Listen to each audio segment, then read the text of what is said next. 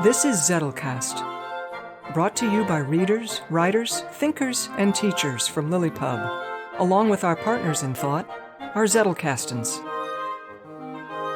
In this show, we share discoveries that our Zettelcastans have shown us. There you go. And compare notes on how we're using this marvelous invention in our creative work. Thank you for joining us. All right, Brooke, do it again. All right.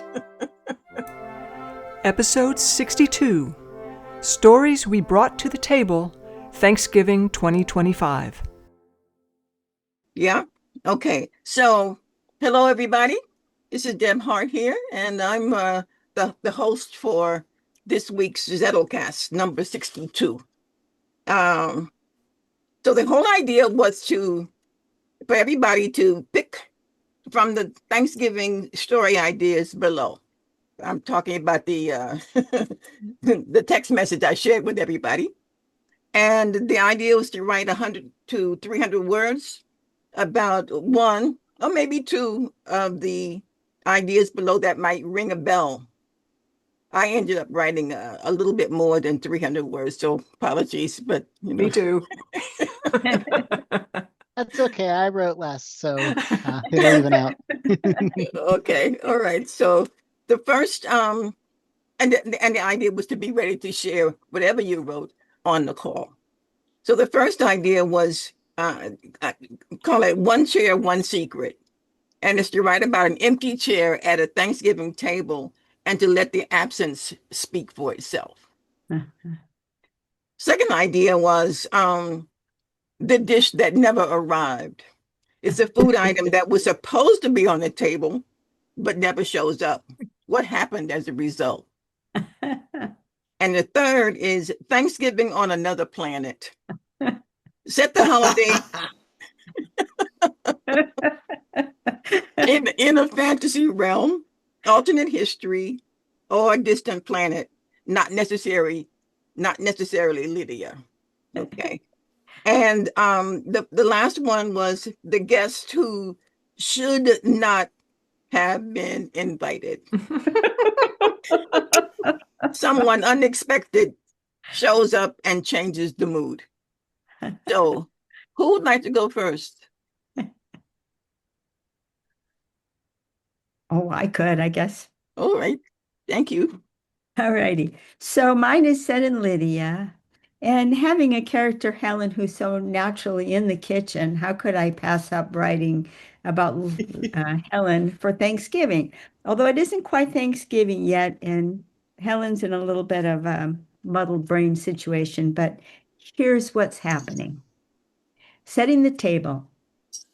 Setting the table in the Rheingold household was always a bit of a challenge. Helen never knew if her nearly grown children would suddenly announce plans to dine elsewhere, or if her husband Freddie would give a last-minute call to say he was bringing an unexpected guest. You'd think that things would be a bit more stable for Thanksgiving dinner.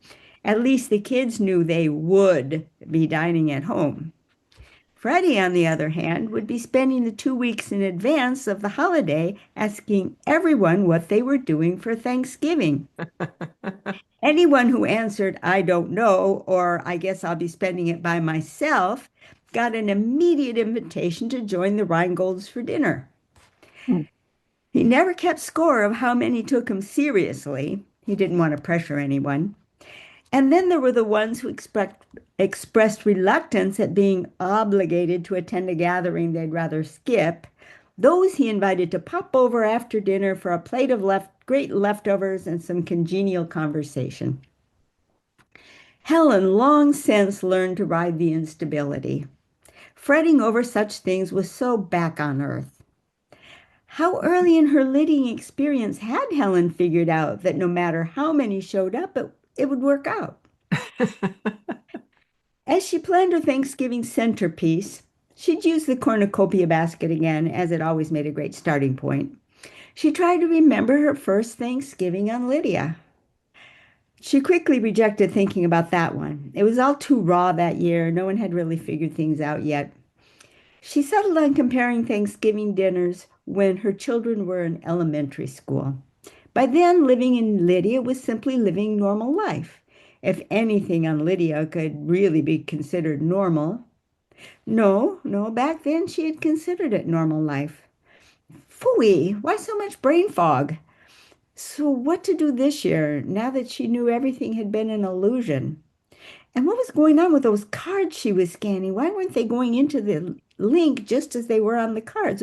Wasn't it supposed to be an archive?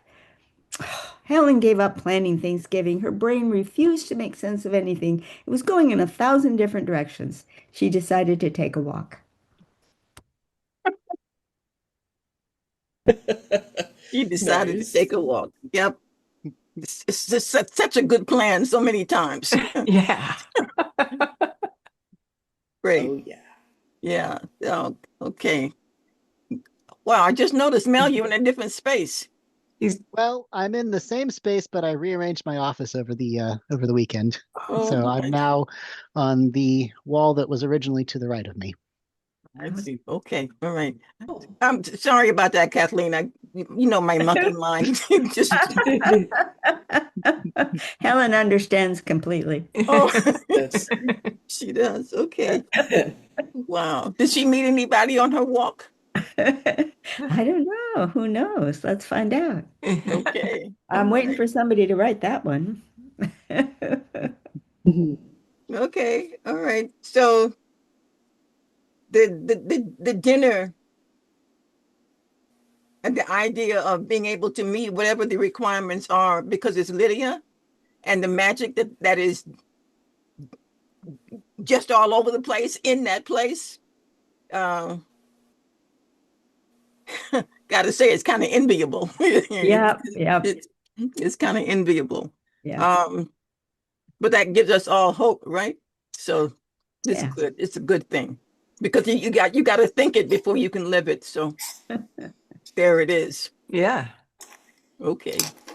Anybody else have anything to say about Kathleen's story? Love it. Well, we have names. Mhm. We have Ready? names. We Rheingold. We Yeah, heard some details of yeah, yeah. Kathleen's. Some names that we hadn't heard before. Helen's becoming realer and realer. Yep.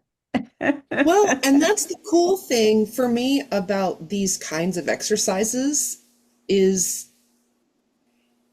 it takes away the resistance or the challenge of I don't know what to write. I don't know what I'm going to write. Well, if you're given, you know, it's the Thanksgiving holiday. Now go do that. Well, then that's already solved. Like that problem is solved. So then you just drop them in. Yeah, Yeah. That works. Yeah. yeah, There's Yeah. still too many ideas to wrestle with. yeah. Had to you pick one. Yeah. And Right. besides the names, we learned a little bit more about Freddie. Yeah, love it. You know, he's I know Mr. him. Outgoing. Yeah. Yeah. He's the reason they're all there. Yeah, Okay. Yeah. So we need to know more about Freddie. yeah. That's it. Okay. So then who would like to go next? Well, I could go. Mine is also on Lydia, Okay. and it's called Our Day of Gratitude. Sometime before they had arrived on Lydia, or perhaps it was between then and the arrival of the Lings for the game, the ancestors had contemplated deeply on cultural ceremonies that focus on gratitude. There were a number of such traditions to choose from all over Earth. Given the difficult circumstances from which humanity had evolved and civilized itself, it wasn't surprising that these traditions tended to involve food, and they tended to occur around harvest time. The ancestors looked on the history and origins of these traditions with great compassion and reverence. This was abundantly clear from the henge. But also abundantly clear was a darker side. Something seemed to have happened to these celebrations when humankind had virtually eliminated all sense of danger and privation. Gratitude played an almost perfunctory role, while the feasts became the object. The more, the better. Recovering from the feast became a challenge. Strategies for using up the excess food, leftovers. The day became notorious for squabbling among family members. Mm. So the ancestors had set up a challenge for the Lings. Recognizing how different we have it from our cold and hungry ancient forebearers, how shall we, one day of each Lydian year, celebrate our gratitude? Sunny woke that morning with a bursting sense of joy. Was it his dream of the vaingram? Was it the heady fragrance of the spices he had mixed the night before? Was it the memories of lovingly cultivating their leaves and seeds all summer long from Millie's garden plot in the Western Ring? Was it the palpable sense that virtually every Ling in LC at this very moment was tuning to their own sense of gratitude?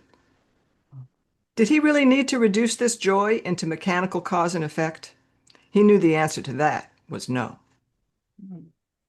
His garden plot, Millie reminded him. He leapt out of bed, gave himself a quick scrub of presentableness, grabbed the fragrant spices he had assembled before falling into bed. The aroma would surely stay with his backpack for the rest of its natural existence. And Sonny set off on his skateboard to deliver his humble gifts to the people he most wanted to thank today. Maybe even some of them would agree that these spices turned sweet potatoes into ambrosia. Oh, Ooh, I want that recipe. me too. Yeah, I'm thinking of the plant Feed Me, you know. Wow. Ambrosia. Wonderful, Julianne. Wow. Okay. That was landed like a poem. Yeah. Which makes a good segue, because Yay! that's a poem is closer to what I ended up writing. You can probably still use a bit more fine tuning to become more poetical, but this is what we got. A table set for two. Roast turkey steaming in the center. Carve it up. Slabs on the plates. Chop pieces fine for the little bowls on the floor. 2 glasses of wine. A feast of memories. The little bowls set out for passing hungry strangers. Wine poured out upon the ground in memory of you. Oh. Oh. Yeah, that's a toast. You know, it's a toast. Ooh. Oh, wonderful, Mel. Yeah. Oh. Yeah. Wow. I could almost ask you to read it again, but Why not? okay. I can read it again. Okay, great. Great. Thank you. A table set for two. Roast turkey steaming in the center. Carve it up. Slabs on the plates. Chop pieces fine for the little bowls on the floor. 2 glasses of wine, a feast of memories. The little bowls set out for passing hungry strangers. Wine poured out upon the ground in memory of you. Outstanding. Yeah. I'm giving you one. Yep. Yep. Yep. Okay, so we have yours, Victoria. I can go. Okay. Ooh. I'm not weepy, you are. Given the week that I've had, I opted against the empty chair at the table. I didn't think I could get through it, so yeah. Yeah. I went with a twist on the guest that just shouldn't have been there, and it was me. Uh-oh. Yeah, this is one from the archive. Okay. This is called Holiday Sport with the Cruise Director. When I first met Joy, she was welcoming in an administrative sort of way. It's so nice to finally meet you. You can hang your coat in that closet and the powder room is down this hall. The meal is at 7. Formidable. She was clearly the center of gravity from which the Thanksgiving holiday swung. With cocktails and hors d'oeuvres served precisely at 6 p.m., I inserted my foot neatly into my mouth. Can you imagine? Marge! What an awful name to saddle a child with. Joy stiffened as she took a small sip from her wine glass. My eyes shot from my future husband, who sat suddenly mesmerized by a cheese-stuffed pepper, to his father studiously moving a bite of mini quiche around his plate with a forkful of caviar. The only person who would look at me was Joy. Steel blue eyes lit with fury. She put me out of my misery. That was my mother's name. Strikeout. Game over. Just survive dinner. Candles lit at exactly 6:55 p.m. She ran the meal tight like a ship. On time, on plan. A serious affair. There is no laughing in hell. My strategy was small bites, chewing each one 10 times to avoid speaking altogether. Seconds dragged into minutes that felt like hours. When dessert was served, Joy raised her glass to toast the meal. It is such an honor to have our family together. I'm just so grateful for each of you. My cup runneth over. I don't know why I responded. I don't know what got into me. I'd done so well throughout the meal, but it just came out. Well, don't get any of it on you. The heat rushed to my face, and I thought I might stroke out right there. Everyone's gaze moved in a calculated sweep from my eyes to hers. Again, time slowed, and I willed the floor to open and swallow me. But the floor didn't open, and she didn't flatten me. She laughed. A giggle at first, and then great heaving guffaws until tears ran down her face as she grabbed the edge of the table. By the time it was over, we were all holding our bellies and dabbing our eyes. In those moments, we laughed. We became a family. Oh, wow. Afterward, this Thanksgiving event is still referred to by my former in-laws and the circles they travel as the incident with the cruise director.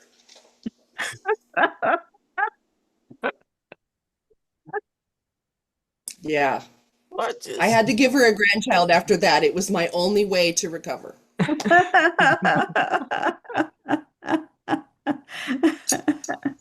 Wow, we were all sitting at the table with you, right? Yeah. Oh. It was bad, man. It was so bad. I don't know why I said it. I just don't know. But she was so sincere. My cup runneth over. And I was like, well, don't get any on you. Oh, God. It was bad. It was so bad. But for whatever reason, she thought it was hilarious. And from then on, we had an actual relationship.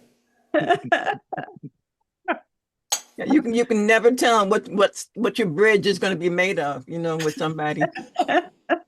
So the best bet is, right, doing what you did, which was, even though it shocked you, being yourself.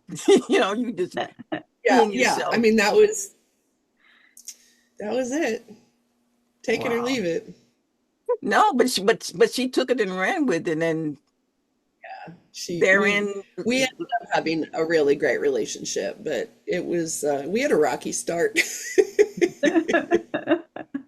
Wow. Oh. Wow.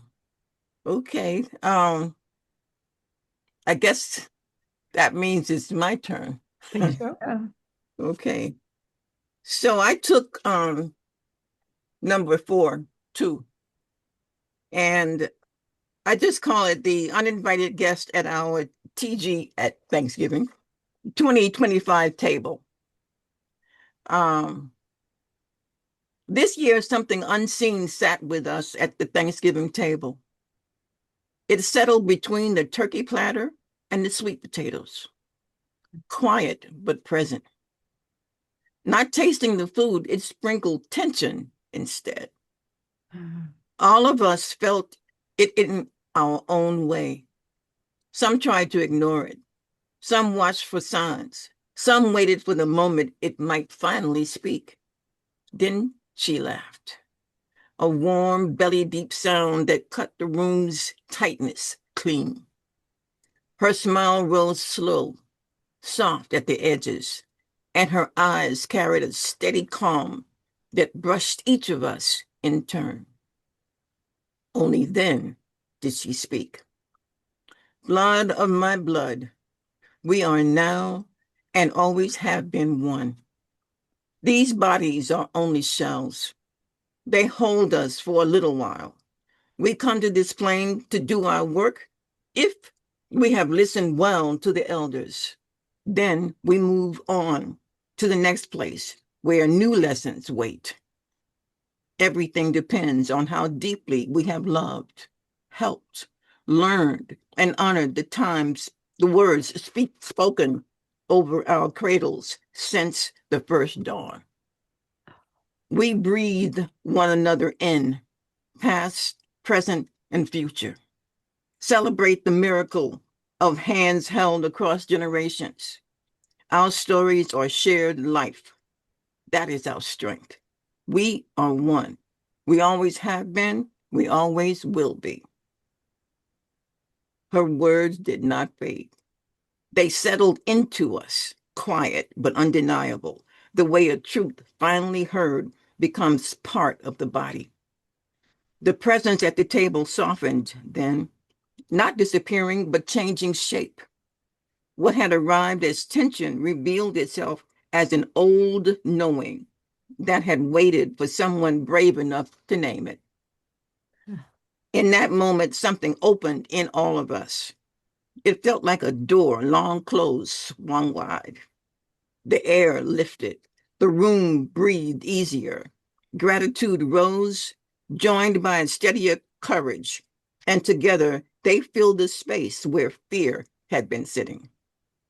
Later, as we cleared the dishes, no one rushed. We moved with an ease that came from understanding. Her words had offered a kind of freedom, not not loud or dramatic, but deep. The kind that travels through the years ahead. The kind that reminds you who you came from, what you carry, and why you do not walk alone. That night, we realized that our legacy is not a memory stored in the past. It is a living pulse that moves through us and continues to renew itself every time we listen, every time we love, every time we reach for one another without hesitation. The uninvited guest had not come to unsettle us. It had come to return us to ourselves.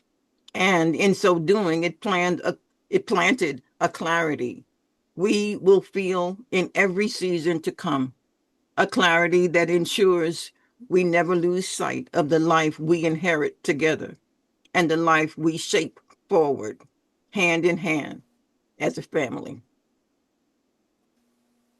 Another piece of poetry. Yeah, gorgeous. Yeah. Mm. Wow. So beautiful. We read that every year. Yeah. What did you sing? We should read that every year. That's beautiful. Yeah. Mm. Yeah. Yeah. Especially, these days, yeah, to calm the tendency to factions. Yeah. And those horrible instances of oh, that's what you just said, right? Those horrible instances when the family goes bang bang because somebody said something, you know, Yeah. Yeah. and everybody just goes, you know, Yeah. ruins the whole thing. But the idea of the thread that remains unbroken, you know, Mhm. um, did anybody get what was at the table? What happened? I almost felt that it was a medical diagnosis for one of the members of the table. Absolutely. That's exactly what it was. Yeah. And she was saying, hey, don't get shook. Yeah. This is, normal and it happens, but it doesn't stop it. This, that monkey don't stop no show. We we are together because of something beyond these shells that we inhabit Yeah. for a little while. Yeah. And walking away with that in the depths of your soul gives you strength to keep on moving. It's Yeah. wonderful. Yeah. Wonderful.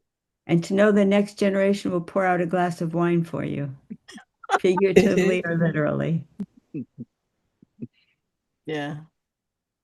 Yeah. Wow. Wow, it looks like you have so much room in there, Mel. That's great. Do you Yeah, feel expanded or something? I do. I do. It's an L-shaped object, office. So I Huh? was sitting kind of in back in the L, and so the wall was really close behind me, and now I'm got the whole length of it behind me.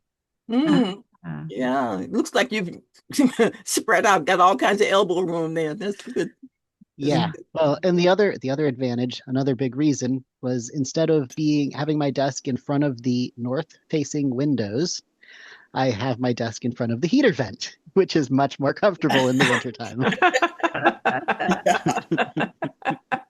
That's good. That's Okay. Yeah. That I wouldn't work could for do that my Victoria, way though. She too. needs those north-facing windows. I'm the Well, last one in this house to get cold. Yeah.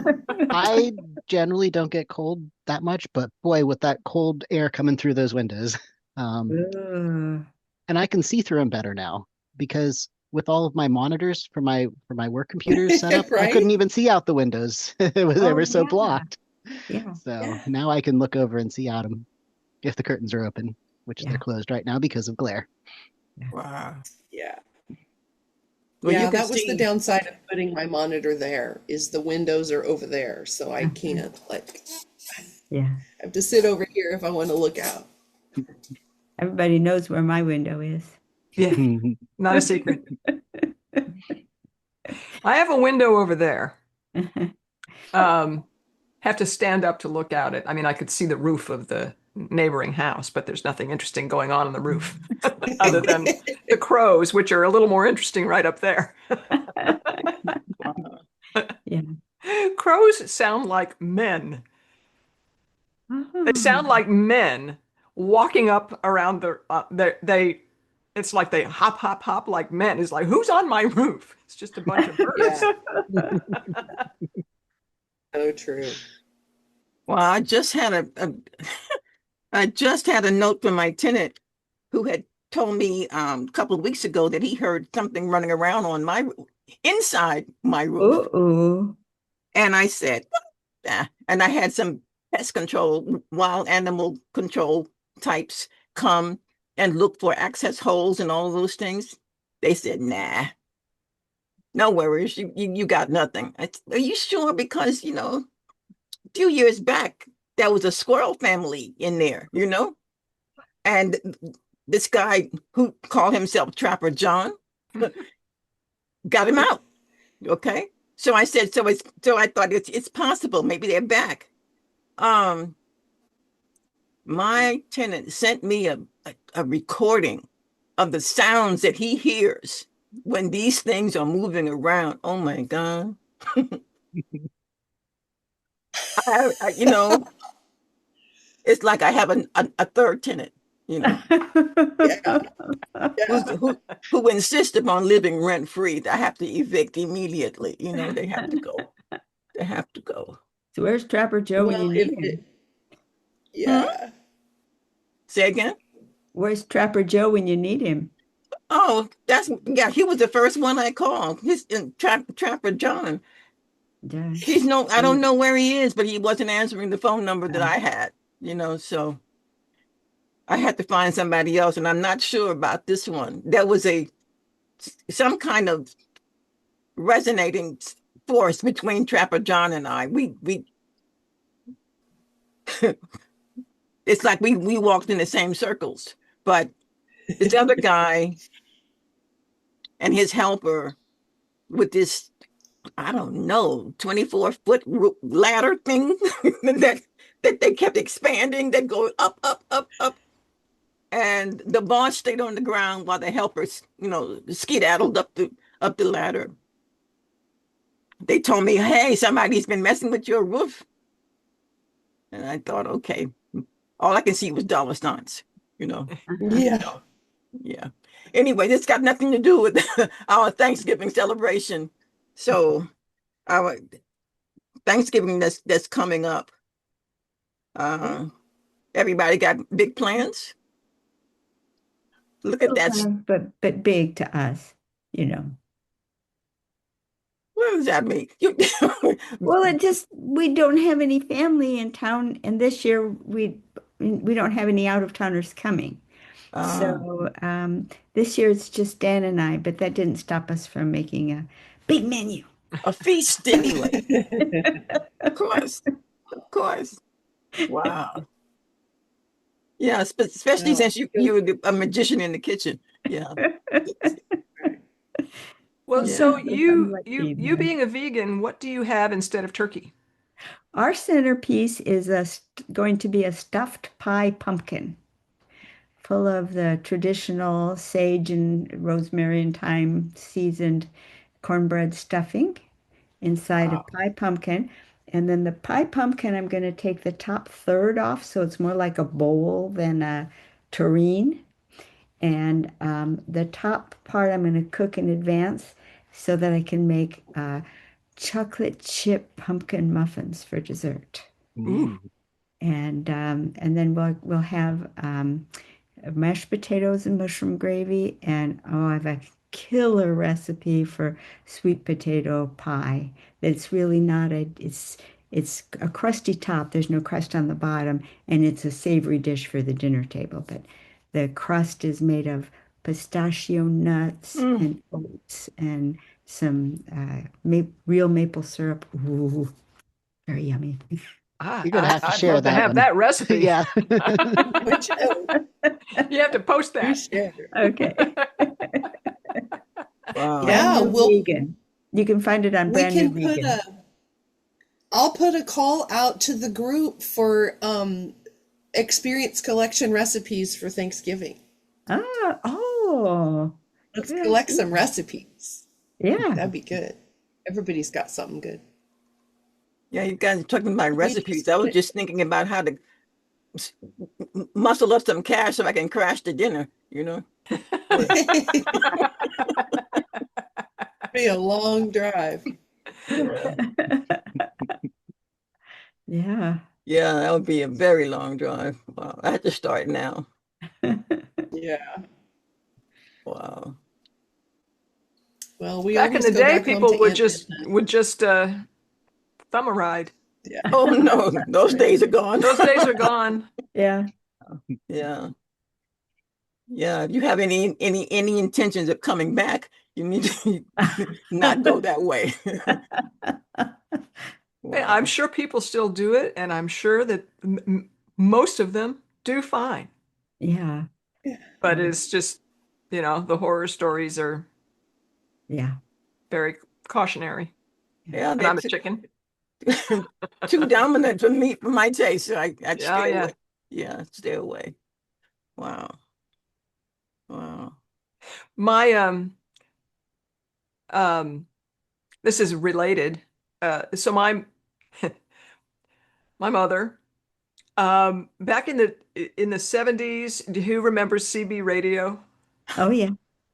So it was what the truckers used to communicate with each other, and then there was a fad where people would get CBs and communicate with each other and with the truckers. Yeah. Yep. And the town that I grew up in was actually there was an intersection of two major highways, one that went east and west, and one went north and south. Both of them multi-state highways, and so lots of truckers came around. Um, and my mother was driving from somewhere longer than usual. She was a terrible driver, but she was driving from somewhere, and she was way into the CB radio because she was like Freddie, super outgoing. And so she was yakking around on the CB radio while she was driving, and then something happened with her car, and she needed to stop. It was broken down in some respect. I don't know whether she needed to change a tire, probably something like that. Maybe not, don't know. Um, and one of the truckers that she had been speaking with stopped, Oh. and um, I think that her car was needed to be tended to. So the car was left along the side of the road, and the trucker drove her to her house. Oh, wow. Oh. But the street that her house was on was a dead end street. No way could that trucker ever get out of there. But my mother was very smart. And so she had him drive past the turnoff to our little dead end street to go into the large parking lot of the elementary school that was just about a tenth of a mile north of that. Uh-huh. And then the two of them walked to her house, and he had dinner there. Oh, Oh, that's awesome. Wow. Oh, that's That's precious. awesome. It's a wonderful story. Yeah, yeah. I wouldn't have been able to get in that truck. Wow. I wouldn't have been able to get in that truck. I'm just thinking about, the places I've been and the thoughts I've thought. I wouldn't have been able to get in that truck. And look who would have been the lesser because of that, Yeah. Plus, I wouldn't have had anything to feed him too. I mean, that would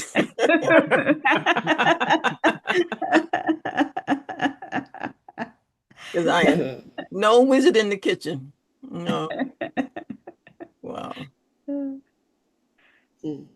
Wow. So what about you, Mel? You've got big plans for Thursday? Yeah, I'm gonna be cooking something fairly traditional. I've got two teenagers, 15 and 16 boys, and they are no help at all as far as giving requests. The younger one's like, whatever, I'll eat anything. I don't, so he won't give me any ideas. I'm like, okay, well, you're gonna get what you get then. The older one has requested homemade macaroni and cheese, which I have a very good recipe for. Oh, Um, I took Alton Brown's stovetop recipe and I made it better. Um, the way he does it is it's not quite right, and the way I do it is easier and better. oh. So You're he's you're going to requested post that. that, right? Sure, I'll post it. Yeah. The trick is, despite what you might see on TikTok, which I don't use, but I've heard about it, the trick to making good mac and cheese is to use strong flavored cheese, not massive amounts of cheese with no flavor at all. Yeah. Oh. So I get the sharpest cheddar I can find, and I use some Parmesan and, really good flavor in there. Uh-huh. Sounds good. Do you brown it in the oven also to toast it? Or is it- No, because it's a stovetop version, so it's just got a sauce.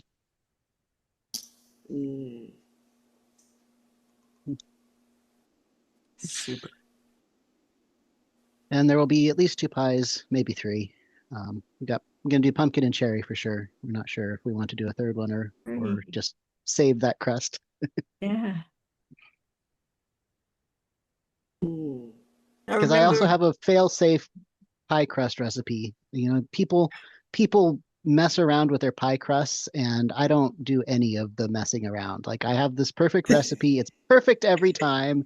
You don't have to mess around with chilling the water and, putting vodka in or whatever people do to try and make That's try just and an make excuse to have vodka nearby. That's right. probably. That's awesome. Got to buy it for my pie recipe. Oh, there's there, if I can find this recipe, it's a recipe that my mom sent out as a Christmas card, like, oh man, probably maybe 1985-ish. And Mm. I have it somewhere saved, but it's this recipe for, I can't even remember what it's for, but it's like rum cake, I think. And the every step of the recipe is, measure the flour and um and like crack the beaters, measure the cup of rum and drink it. Go back to the beaters and yeah, it's just basically you're just getting drunker as you go, and by the end, it's basically, screw the cake, get another bottle. It's so funny the way that it's written. I'll have to see if I can find it because it's like all the language is all mixed up. It's really funny. I don't know why I thought of that, but yeah, it's good. Hmm. There's Speaking remember. of pie crusts and tinkering around to get them, my mom had her own fail-safe pie crust, made pies with it for decades. Perfect, perfect. And my father got way into cooking in the last uh, like 25 years of his life. And he could not use her recipe for pie crust, and it was an irritant for him because his hands were too hot. It all just it just he couldn't work the crust the way that she could because it would just the shortening or whatever it was would melt in his hands and it was just a gooey mess. So he needed to come up with he needed to find a different recipe. And after much trial and error, he came up with a different one that was his fail-safe. And I think it was a little easier as well. And might have used the food processor. Uh, um, but mom had to admit, yeah, it's just as good. That's great. Wow, I only have memories of those cast iron skillets, those black cast Oh, iron skillets yeah. that my aunts used to use. Um, they had this big, it was a crater. The thing was big, a Yeah. crater that they made the mac and cheese in and stuck it in the oven and came out with that unbelievably golden Yeah. dye-in crust. It was it was great. I have those memories, but no recipe. Sorry, Charlie. Nice. I remember I my dad's invented, cast I, iron skillet. It was the one that he liked bacon and eggs for breakfast, but he would get the real thin sliced bacon. Then he'd take the pound of bacon and cut it down the middle so that his strips were half length. And he'd have three of those would be his breakfast and one egg. And he'd split a slice of toast with my mom. I mean, we come very small in my family, so it Yeah. was adequate food. But he cooked the breakfast in this. He always kept his cast iron skillet in the oven when it wasn't being used uh, to make his breakfast, and he would save the grease in case the bacon didn't give enough grease. He'd scoop some out of the can and add it to the skillet. And I remember one day my mom forgot to take the cast iron skillet out of the oven when she was preheating it. And, the room filled with smoke, and she was afraid my dad was going to be furious with her.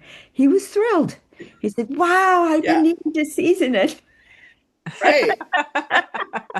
Well, that's all we cook with. That's that everything we have is cast iron. And so, yeah, that is real. I at least once a month because in the kitchen there's we have the big pan, like the cook for the whole family size pan, and then we've got two medium sized ones, and then he makes his breakfast in the small, like the 8-inch one.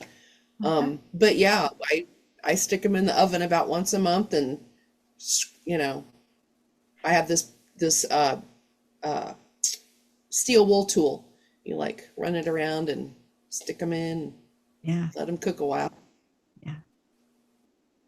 But that's what I make. I have a cast iron. It's a broccoli. It used to be a broccoli chicken rice dish that I would make for dinner. It's just a huge skillet full. And my Aunt Edna, we go to my Aunt Edna's down in Peculiar. I really am from Peculiar, Missouri. I'm not making that up. Every Thanksgiving. And I do have an Aunt Edna and an Aunt Wanda.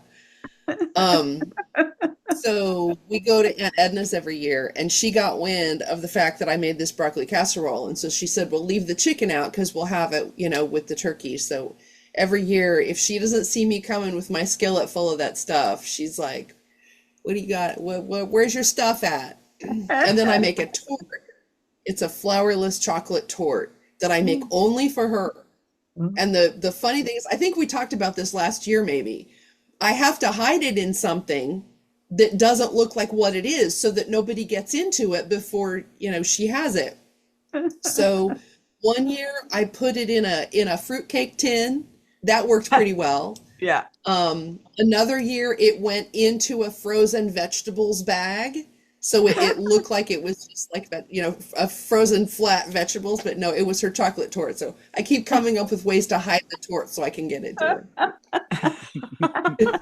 And my cousins, I mean, we all grew up together, so they're the closest thing I have to brothers and sisters. They know about it. And so for probably the last 5 or 6 years, it's like game on, where's the torte? And I'm like, You're not going to find it this year. Very funny.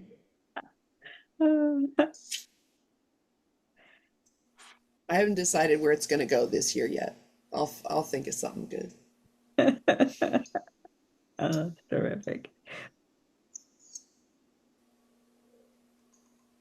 Wow, all of these stories, input to memoirs, absolutely. Yep. Yeah, because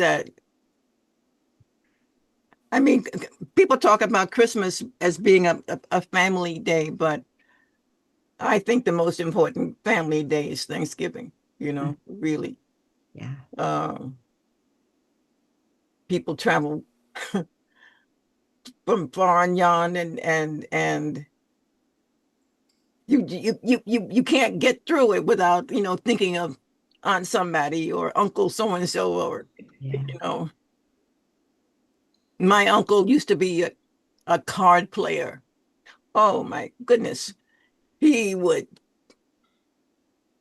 light up the roof, light up the house, light up everything with his stories of playing cards.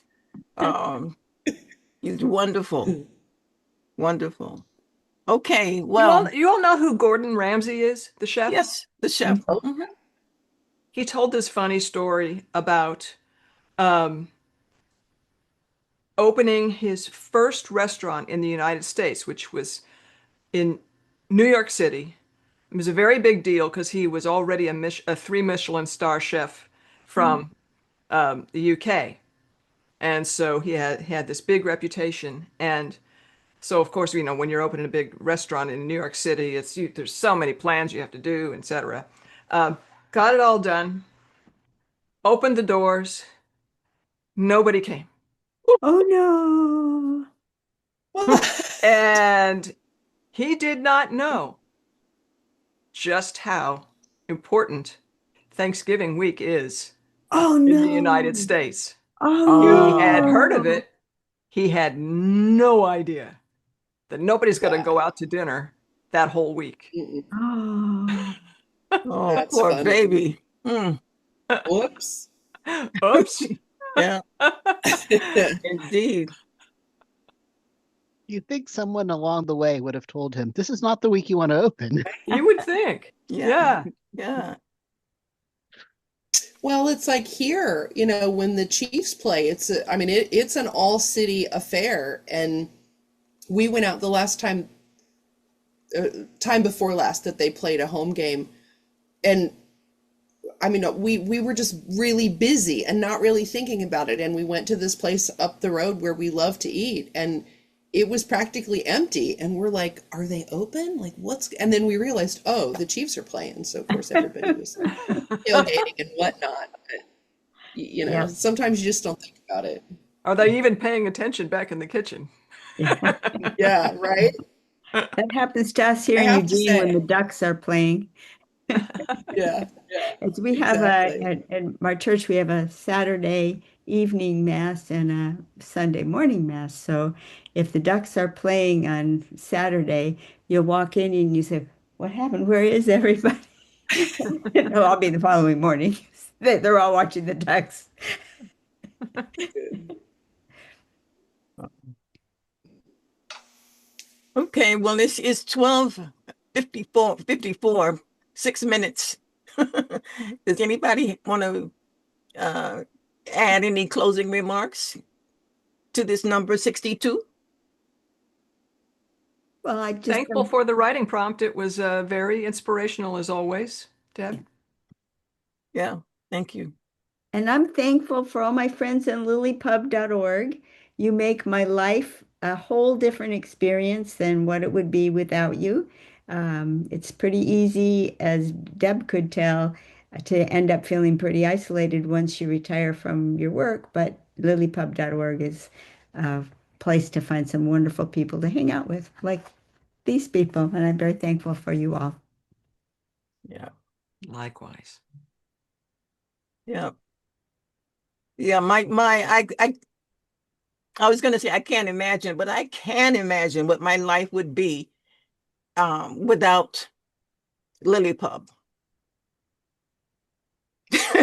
And it's not something I want to think about very often. You know, I do think about it because I see the contrast and the way I'm energized by interacting with the people you see here. You know, not just energized, but actualized can be a good word too. Because I could very easily be down so far in the dumps as to not even recognize that I had something to do, something to contribute, something that would be welcomed as a contribution. So, um, all hail to LiLLiPub. Yeah. And That's what I remember, say. LiLLiPub, we're LiLLiPub. You, us, all of the members of LiLLiPub, we're who LiLLiPub is. Yeah, yeah. We're the LiLLiPub family. That's who Yep, we are. Yeah. yep, we're the Lilligans of LiLLiPub land. Yes. Okay. On that note, Yeah. gonna say Happy adieu.